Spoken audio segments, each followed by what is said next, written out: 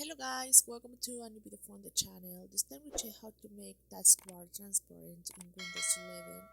So let's start. First let's go to Microsoft Store. Then when we are here, just write here translucent TTB, this one.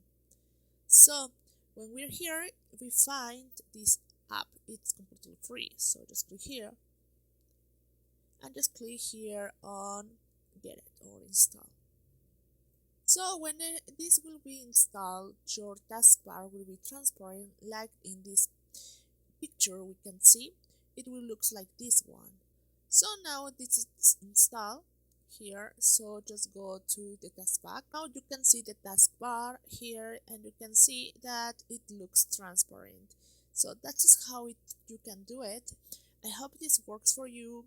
Thank you for watching this video. Remember to subscribe and give thumb up to this video.